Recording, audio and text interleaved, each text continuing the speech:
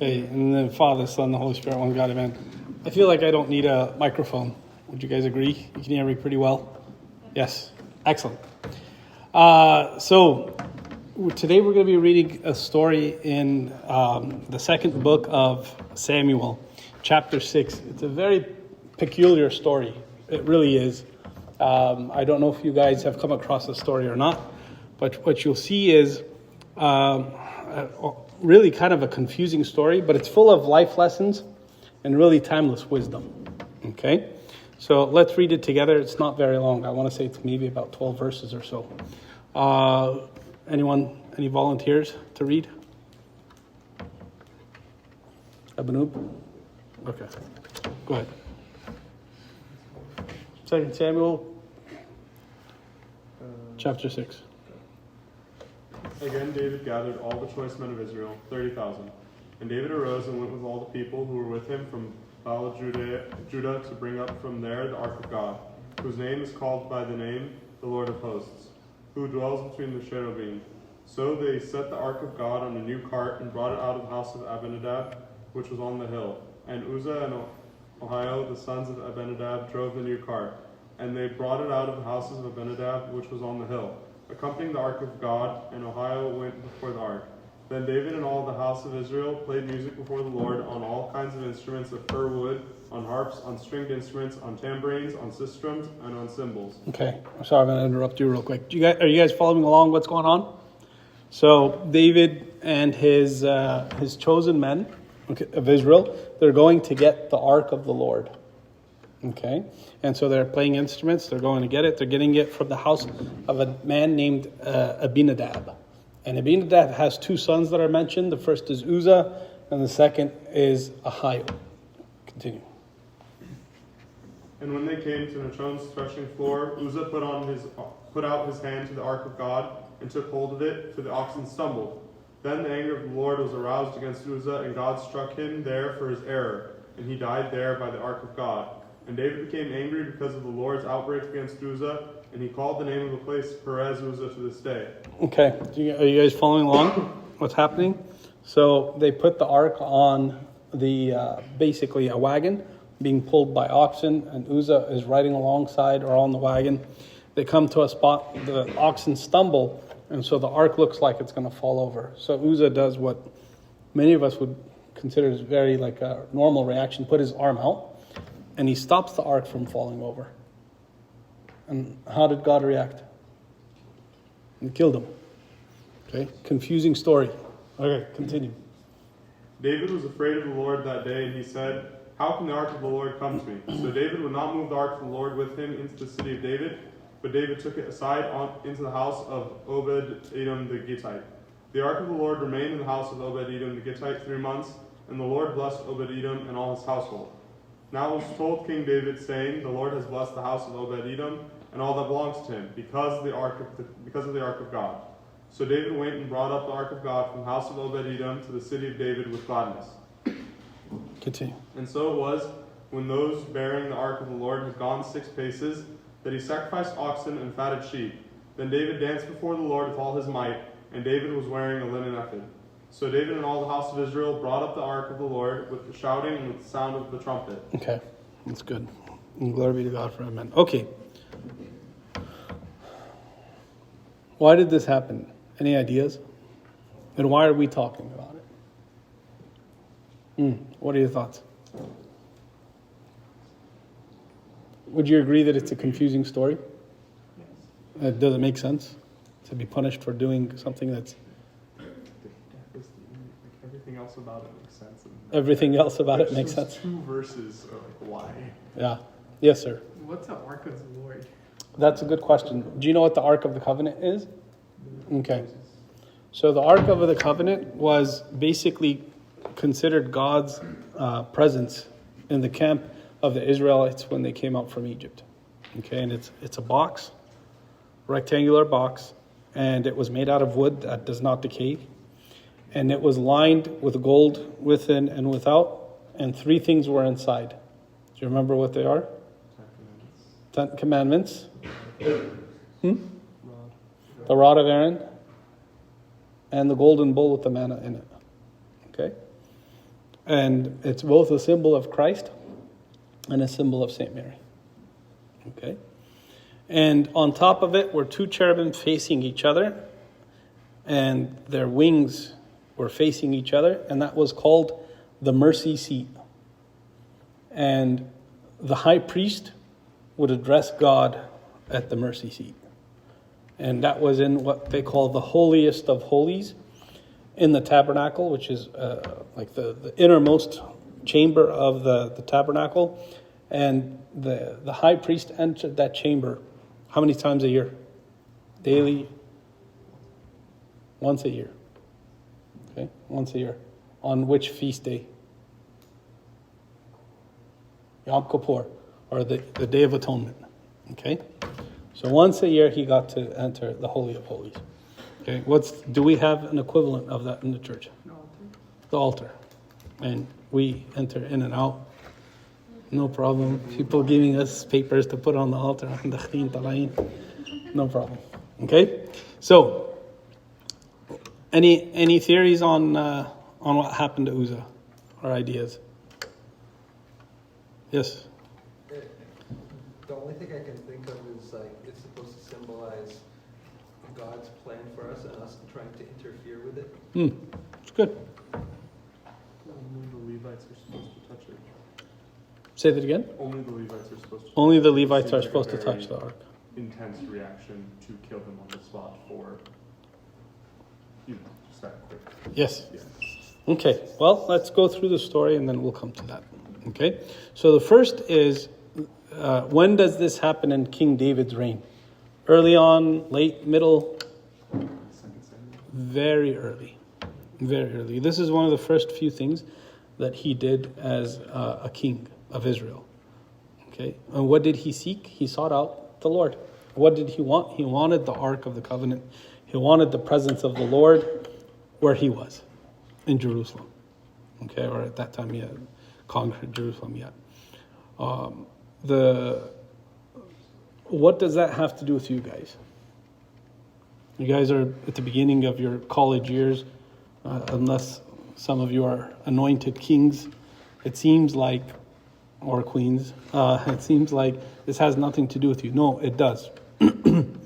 A king is one who rules, doesn't take orders, who dictates. Now, he still has obligations to some people in his kingdom. You guys, at this stage of your life, you've moved on from the previous stage. In the previous stage, Mama and Baba, they dictated for you, if you went to church, what you wore, how you spoke to people, whether you prayed. They determined for you who your God was. Okay? You were literally spoon-fed the faith. At some point, especially now during your college years, you are now rulers of your own kingdom, so to speak. What does that mean? You can choose to wake up on Sunday morning and say, I'm not going to church. I'm not going to go to the Coptic Club meeting at college. I don't want to. Instead of Ashaya, I'm going to go to this party. Instead of waking up for liturgy to go and dress as deacon or to go early, I'm just going to show up right before communion so I can see my friends.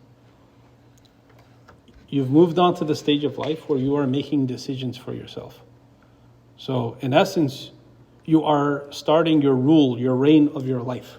Before, it was determined for you. Your parents determined that for you. At some point, you're going to have to make a decision of whether Christ is your God or not. And this is the time when you are making this decision. So, just as David sought out the Lord and his presence and wanted him near him early on in his reign, you should be doing the same early on in your life, where you're actually making decisions. Okay? It was very easy for David to say, I just became king. I still have to figure out who likes me and who doesn't, because there's some loyalists to Saul. I have to figure out what I'm going to do with my taxes. I have to figure out how I'm going to shore up my defenses against the Philistines. I have to figure out the ministers that I'm going to put in place. I have to figure out who's loyal to me, who's not. When I sort that out, then I can worry about the ark of the Lord. But that wasn't the order that he took for his life. The order that he took for his life was, I'll bring the ark of the Lord first, and then I'll sort the rest out. Right? And the same should be true for you. Attach yourself to Christ first, and then sort the rest out. As Christ said, seek first the kingdom of God, and the rest shall be added to you. Okay? Where do we see that David developed this relationship with the ark? Do you guys remember? Do you remember when he first escaped from Saul and he ran away? One of the first places that he went was a Levite city. And he hid there, and he actually lied to them and told them that he was on a secret mission from Saul. And they accepted him, and that's when they gave him the showbread, and he ate and stayed. And he left, and his lie caused the death of the priests that lived, the Levites that lived in that city. But he references that moment in his life. And you find it in Isaiah, in Psalm 26, when he says, one thing I have asked of the Lord, this also I will seek, that I should dwell in the house of the Lord all the days of my life, that I should behold the fair beauty of the Lord and visit his holy temple. For in the day of my afflictions he hid me in his tabernacle. He sheltered me in the secret of his tabernacle. Try to make this yours. And what do I mean by that? Seek out God. Seek him out and say, one thing I will ask, that I should dwell in the house of the Lord all the days of my life. When you come to church and you long for church and you walk in through the doors, a lot of times you will feel like this place is different than everywhere else. There's a certain peace. There's a certain comfort. There's a certain belonging that belongs in this building, in every church, that is unique to the building because of the presence of God. Okay? Understand what this building is. Understand what the church is, and you will understand what your connection to it is. Okay? And try to think of, when I have days of afflictions, where do I go? Well, I go to his tabernacle. He says, for in the day of my afflictions, he hid me in his tabernacles. He sheltered me in the secret of his tabernacle. Okay, so question for you guys. I know you guys read through 1 Samuel. How did the ark end up in the house of Abinadab? Do you guys remember? No. Okay, a review session. Okay, the way that it ended up there. Do you guys remember in 1 Samuel, when Samuel was a child, there was the high priest. Do you remember his name? His name was Eli. And do you remember anything about his sons? Were they good or bad? Forget their names. They were bad, right? Do you know what they were doing? So there's a prescribed way to take meat from the sacrifices. That's part of what the Levites were entitled to. But they took the portion of the priest in a completely wrong way because they wanted it, they didn't want it boiled. They wanted to roast it themselves. So they took it before it was cut. They took it improperly. And on top of that, they were committing adultery with the women that came to offer sacrifices. And Eli did not, he basically did not reprimand them properly. And so there was a battle between the Philistines and between the Israelites. The Israelites were living in sin. The priests were living in sin. The Philistines were gathered. And so someone came up with the bright idea. You know what we should do? We should bring up the ark of the Lord. If we bring up the ark of the Lord, then for sure we're going to win in battle. And so Eli sent his two sons with the ark so that the Lord could be with the Israelites as they battled the Philistines. And so it says when the ark of the Lord came in, there was a great shout and rejoicing in the camp of the Israelites, to the point that the Philistines were actually scared. They said, this is the God that delivered them from the lands of Egypt, the gods of Egypt. You know, this is not good, essentially. We're fighting against their God that delivered them from the hand of Egypt. But then they said to each other, well, be like men, basically.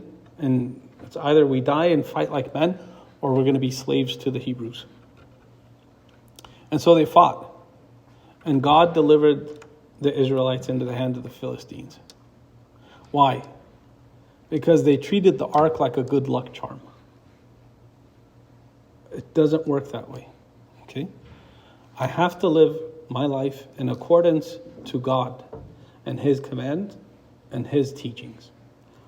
But if I do whatever I want, and then I'm running around with Maitla and throwing it around my house, and throwing it on my papers, my studies, and I don't do my part, I don't study, I don't have that right relationship with God, and I expect that just because Mama anointed me with the oil of St. Mary, everything's going to be fine.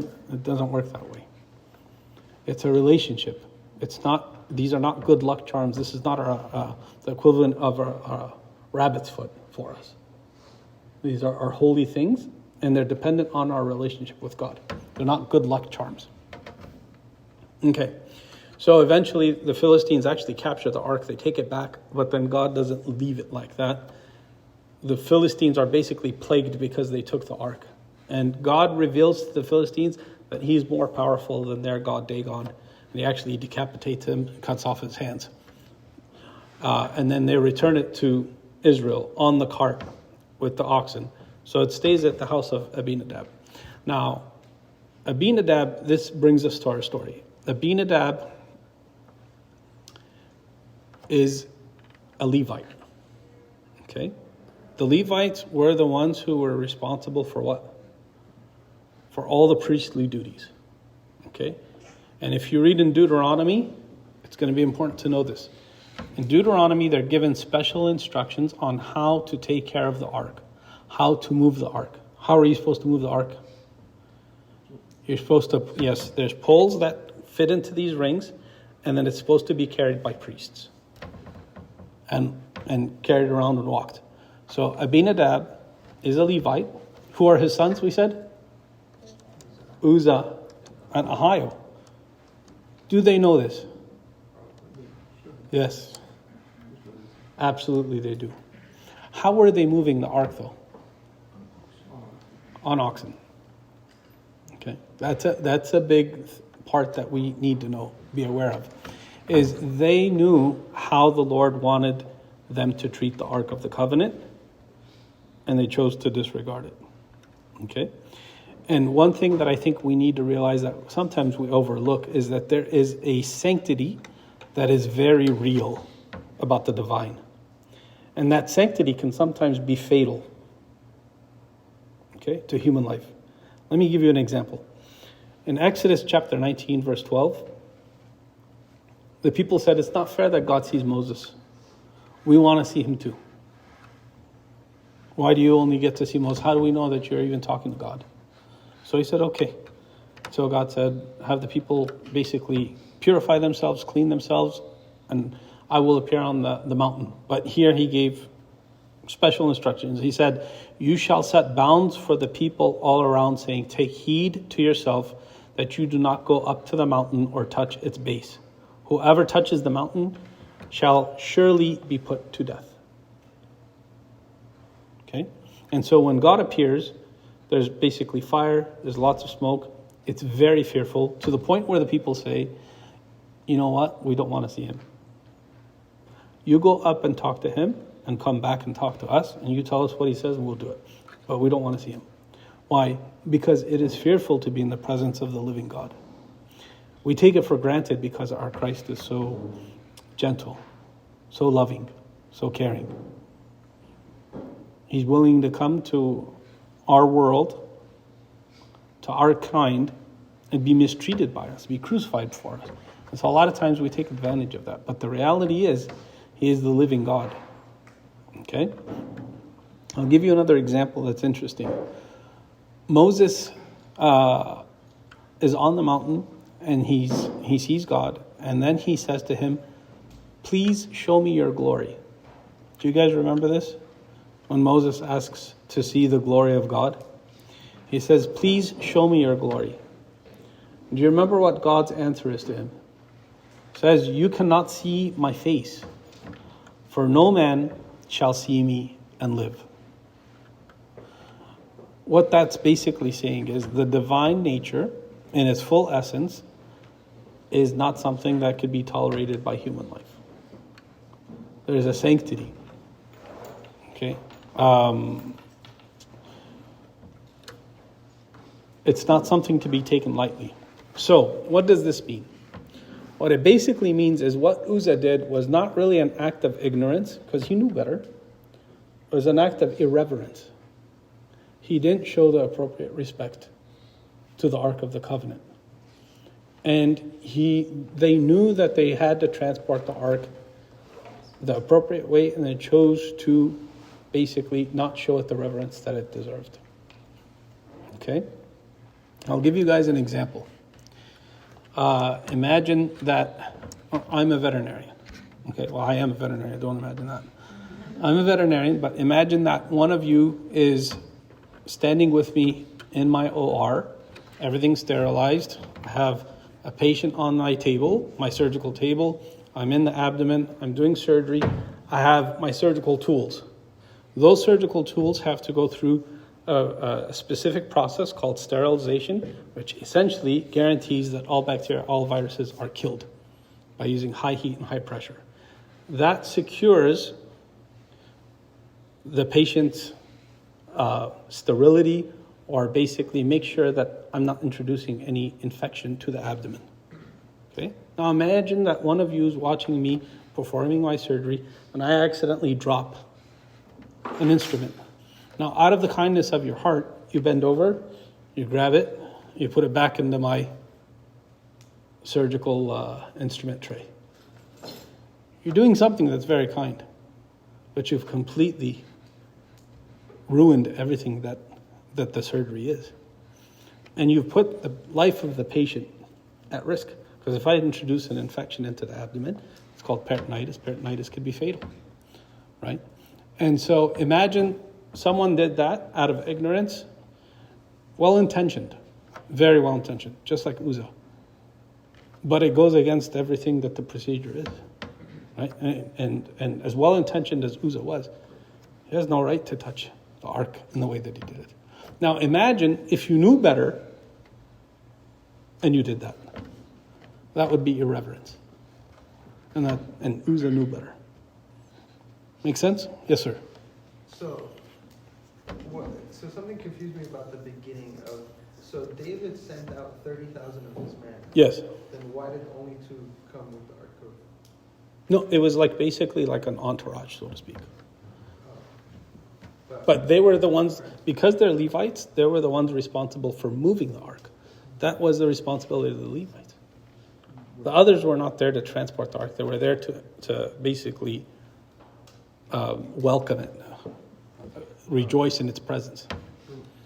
Perez was the one who died, no? Perez it means perish, the perishing of Uzzah. Perez Uzzah. Okay? Ahio was his brother. He was just with him. They were supposed to be transporting in the right way. But nothing happened to him. Because he didn't touch the ark. Make sense? So far, so good? Okay. Now, there is an appropriate way to approach God. This is why we're talking about this. Okay? Obviously, it's not very complex. Humility and love are important, but reverence is also important. We sometimes see people walk into church and they'll walk in the altar without taking off their shoes and stuff. They don't know any better, and God's not going to strike them dead. But if I know better and I don't show reverence, that's gonna basically create a barrier between God and me in my own life. Okay, compromise is good, but it's not always good. Imagine if Joseph compromised and slept with Potiphar's wife. It's not good. Or the 3 whole youth compromised and offered incense. Or Daniel compromised and didn't pray. Or Elijah compromised, and every once in a while he'd offer some sort of sacrifice to Baal to appease the king. I mean, it's the only reasonable thing. Right? Compromise is important. No, it's not. In the book of The Way of the Pilgrim, have you guys read that book? There's a very nice little sentence in there. When he's searching for someone to explain to him the meaning of ceaseless prayer, he says that he went and he looked for people that were serious about their salvation. And this is what we have to be about our salvation. We have to be serious. Because there are people that come to church and they're wonderful people. They come, they take communion, they don't do anything bad. They're good people. And then there are people that come that are serious about their salvation. What does that mean? It means that this plays a central role in their being. And who they are as a person is determined by their pursuit of salvation. It determines how they behave. It determines what they look at. It determines how they think. It determines how they interact with others. It determines how they see the world.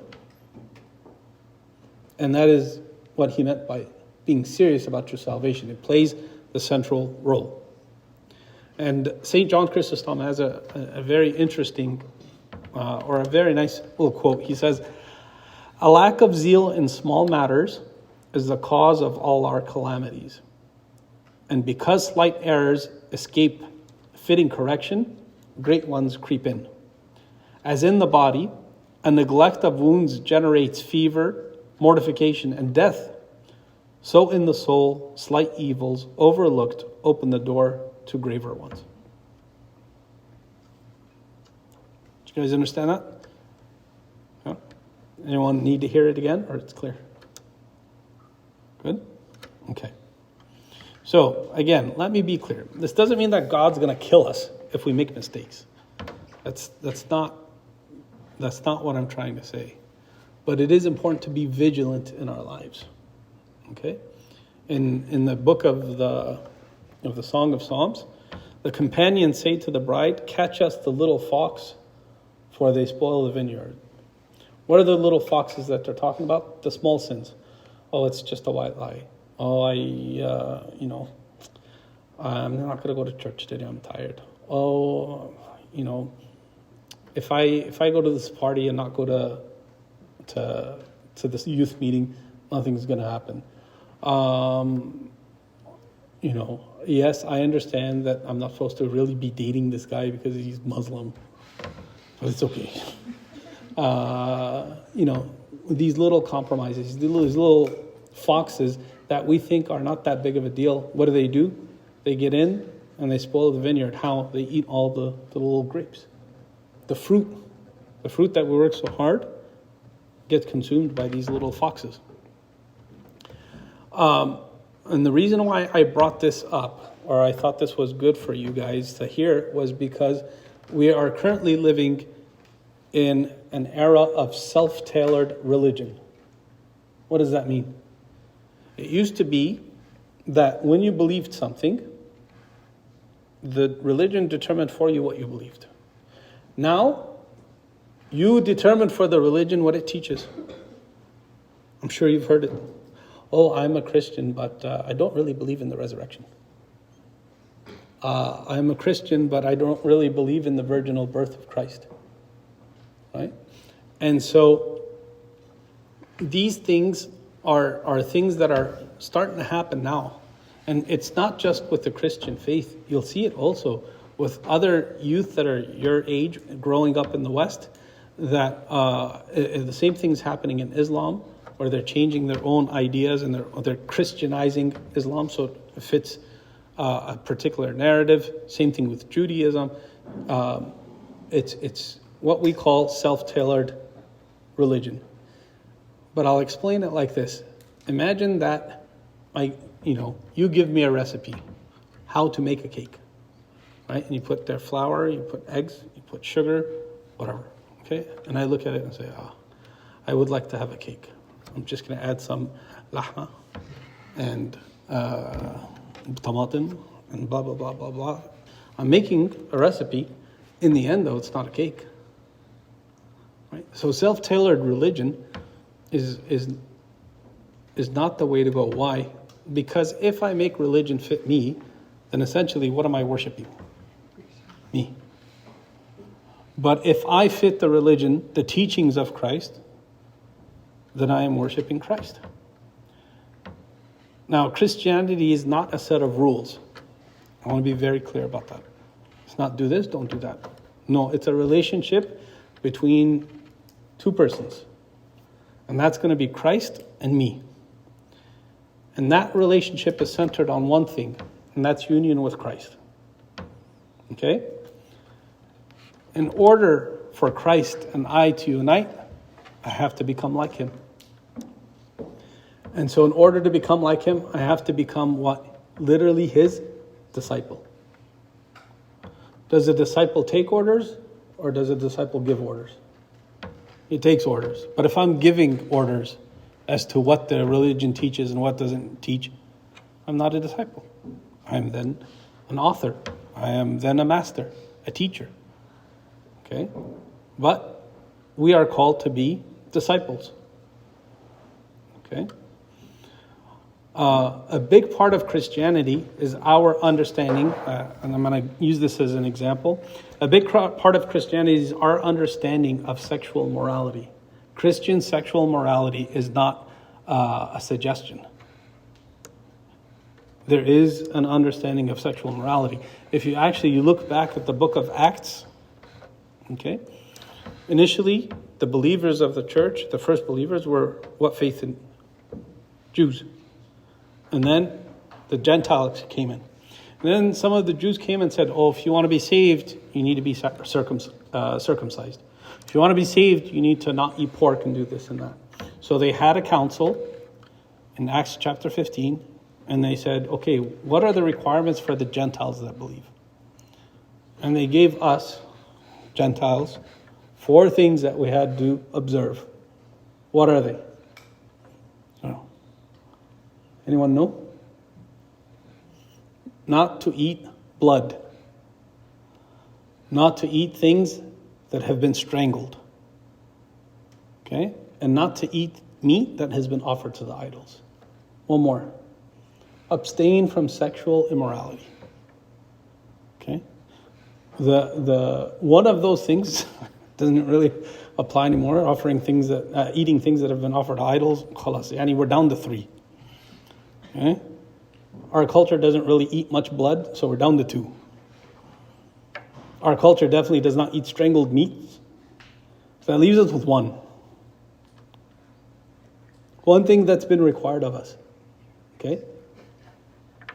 So I can't come now and say, it's up for debate. It's not up for debate. Okay? So, yes. So, how do we, how is it secure that sexual immorality doesn't eventually become part of the culture? What do you mean? I'm sorry. Could you reword that? So, for saying don't eat meat with that has been offered to idols. Yeah. Right. So that is you can't really do anything about it, right? It's not you can't do it. We don't really have idols that the meat's offered to. That's why it doesn't really apply.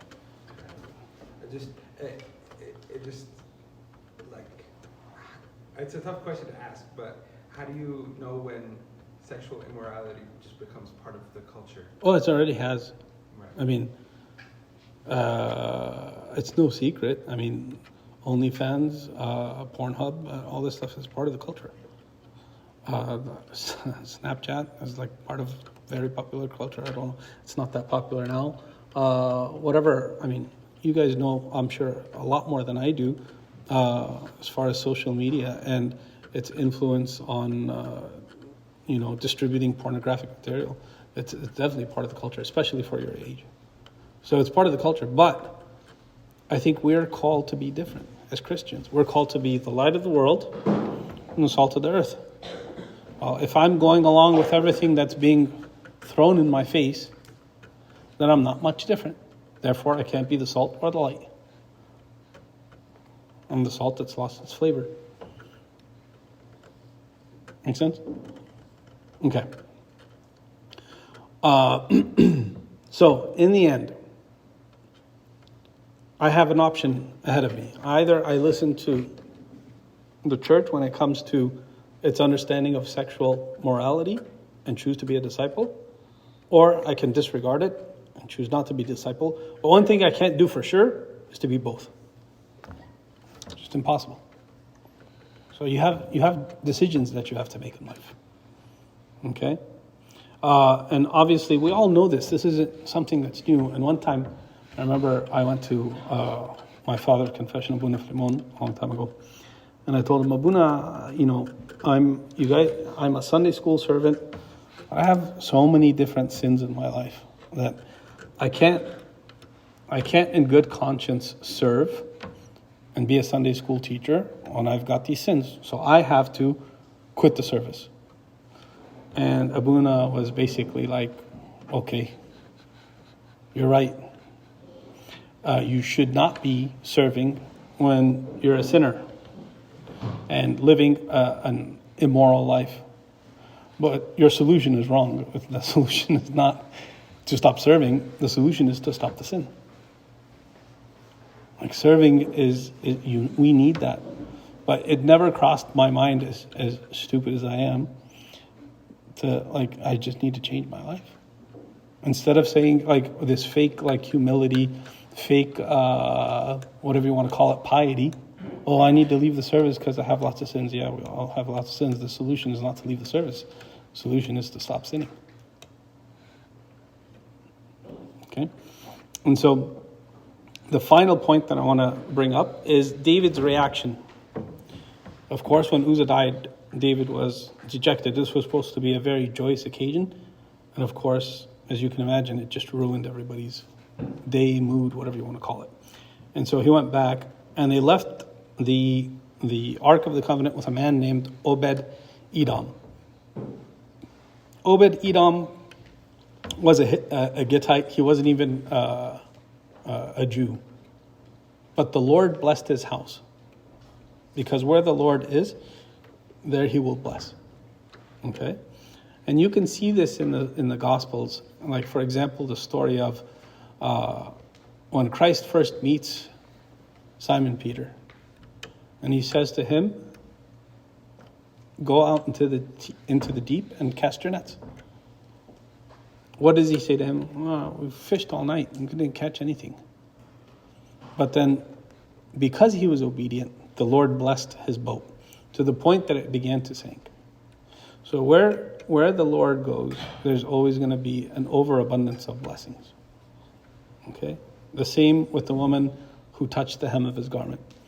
The leper who asked him to be healed. The man born blind, and etc. It's like one after the other, right? That's important to know because where he is, there will always be blessing. But it doesn't mean that it's going to be monetary blessing.